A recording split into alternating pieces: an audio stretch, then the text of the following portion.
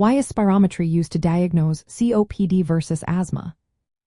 Imagine trying to figure out if your lungs are just a little tired or if they're really struggling to breathe. That's where spirometry comes in. It's a simple test that measures how well your lungs are working by checking how much air you can breathe out and how fast you can do it. This test is key when doctors need to tell if someone has chronic obstructive pulmonary disease or asthma. Both conditions cause breathing problems, but they behave differently, and spirometry helps tell them apart. In chronic obstructive pulmonary disease, the airways are often narrowed, and the lungs lose some of their elasticity. This makes it hard to breathe out fully. When you do spirometry, the doctor looks at two main numbers: the amount of air you can force out in 1 second, called forced expiratory volume in 1 second, and the total air you can exhale after taking a deep breath, called forced vital capacity. In COPD, the ratio of these two numbers is lower than normal because you can't breathe out quickly or completely.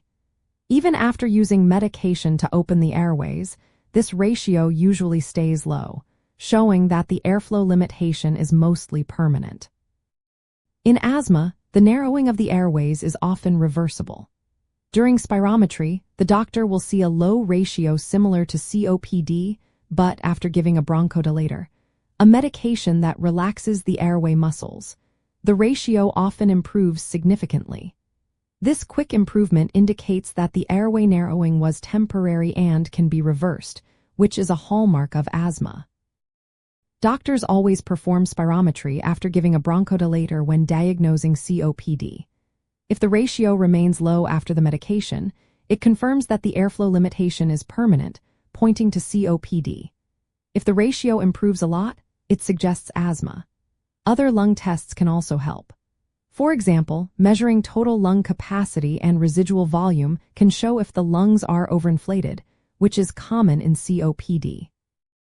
In asthma, these numbers are usually normal or only slightly increased unless there is a severe attack. Sometimes, doctors check levels of exhaled nitric oxide. Higher levels are more common in asthma because of airway inflammation, while lower levels are typical in COPD. But these tests aren't always available everywhere. So, in short, spirometry helps doctors see how much and how quickly you can breathe out. It shows whether the airflow problem is permanent or reversible, which is why it's the main tool for distinguishing COPD from asthma. This helps ensure you get the right treatment for your specific condition.